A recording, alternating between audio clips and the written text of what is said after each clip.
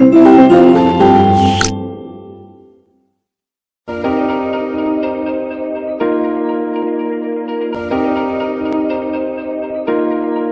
Dear students, welcome back in today's class. बच्चों, आज हम फिर से एक बहुत ही इंटरेस्टिंग सी स्टोरी पढ़ेंगे आज की क्लास में। सो स्टार्ट करते हैं। हमारे चैप्टर का नाम है पपीज फॉर सेल। ठीक है, यानी कि पपीज होते हैं, जो डॉग होता है उसके छोटे छोटे जो बेबीज होते हैं उनको हम पपीज बोलते हैं। और यहाँ पर इस चैप्टर में बताया गया है पपीज फॉर सेल। ठीक है, स्टार्ट करते हैं बच्चों अपना चैप्टर।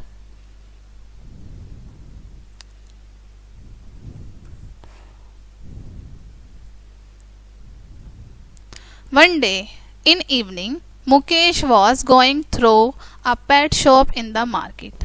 एक दिन शाम के समय मुकेश बाजार में एक पेट शॉप के पास से होकर गुजरा। ठीक है, As he passed by the shop, यानी कि जैसे ही वो शॉप के पास से होकर गुजरा, suddenly he saw a big display board which displayed puppies for sale. यानी कि जब वह उस डिस्प्ले बोर्ड के पास से होकर गुजरा तो उसने देखा उस पर लिखा हुआ था कि पपीज फॉर सेल, यानी कि पिल्ले जो हैं वो बेचने के लिए हैं या फिर बिक्री के लिए हैं। ही गॉट इंटरेस्टेड, उसको उसमें बहुत इंटरेस्ट आया। ठीक है, he entered the shop and said to the shopkeeper, यानी कि वो उस दुकान में एंटर करता है और जो शॉपकीपर है, दुकानदार जो है, उनसे कहता है I want to purchase one of your puppies. अब वो उनसे कहता है कि मैं आपका एक पिल्ला खरीदना चाहता हूँ। ठीक है,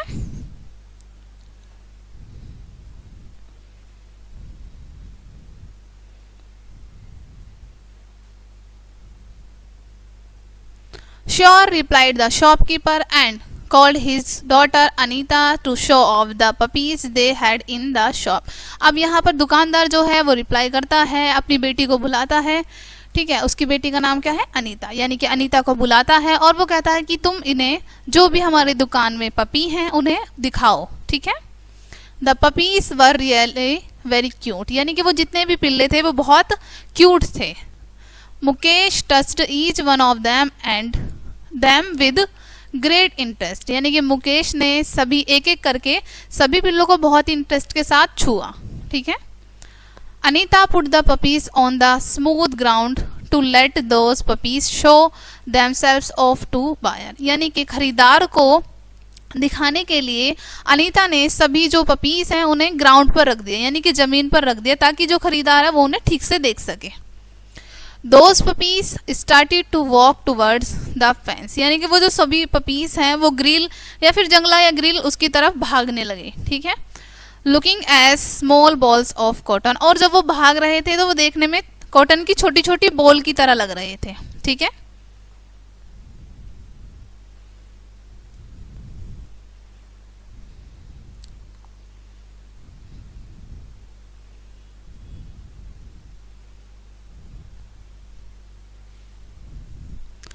at the time when Mukesh was admiring those puppies, यानी कि जब मुकेश उन पपी को निहार रहा था या फिर उनकी प्रशंसा कर रहा था, he suddenly notice that the smallest puppy was not able to walk properly. उसने अचानक से देखा कि एक जो सबसे छोटा पपी है वो ठीक से नहीं चल पा रहा है। ठीक है, यानी प्रॉपर तरीके से चलने में असमर्थ है वो।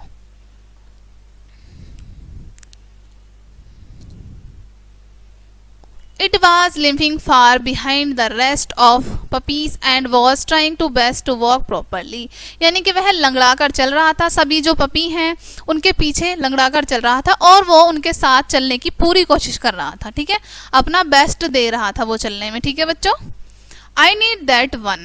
I feel only it would be my best friend, replied Mukesh, pointing towards the puppy. अब यहाँ पर मुकेश जो है वो जो सबसे छोटा पपी होता है जो लंगड़ाकर चल रहा था उसकी तरफ इशारा करते हुए कहता है आई नीड दैट वन, कि मुझे वही वाला चाहिए। ठीक है, I feel only it would be my best friend, कि मुझे ऐसा महसूस हो रहा है कि यही मेरा बेस्ट फ्रेंड बनेगा। ठीक है, यही मेरा बेस्ट फ्रेंड हो सकता है। ठीक है बच्चों, Then the shopkeeper politely smiled and replied, "My dear, I am 100% sure that you do not need that puppy." अब यहाँ पर जो दुकानदार हैं वो कहते हैं बहुत ही प्यार से और स्माइल करते हुए मुकेश से कहते हैं कि मेरे बच्चे या फिर माय डियर, मैं 100% श्योर हूँ कि यह जो पपी है तुम्हारे लिए नहीं है या फिर तुम्हें इसकी ज़रूरत नहीं है, ठीक है।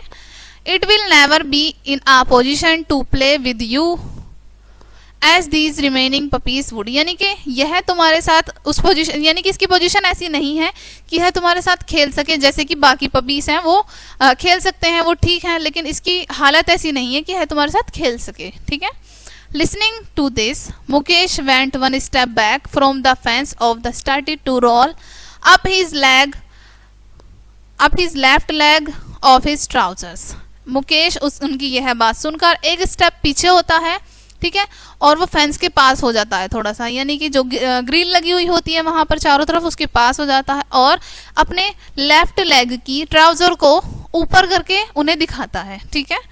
Showed as a steel brace at the both side of his left leg which was attached to a shoe, यानी कि वो अपने पैरों को उन्हें दिखाता है, उसके पैर में स्टील की ब्रेस थी, ठीक है, और वो जूतों से अटैच थी, ठीक है।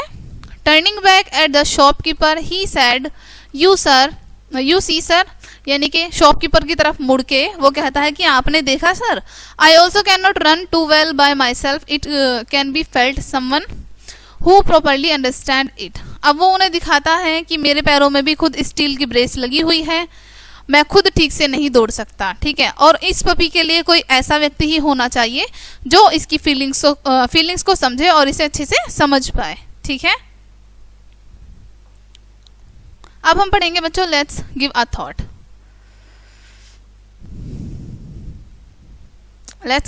फर्स्ट है यहाँ पर एम्पैथी जनरेट्स परमानेंट रिजल्ट, यानी कि यहाँ पर कहा गया है बच्चों, हमदर्दी जो है वो परमानेंट रिजल्ट देती है, यानी कि हमदर्दी जो है हमेशा के लिए होती है, while sympathy gives you temporary result, जबकि सिंपैथी जो होती है, सहानुभूति जो होती है, वो सिर्फ टेम्परेरी रिजल्ट देती है या फिर कुछ ही समय के लिए रहती है, ठीक है, लेकिन हमदर्दी जो है वो हमेशा के लिए रहती है, ठीक है, लेकिन सहानुभूति सिर्फ कुछ ही समय के लिए रहती है।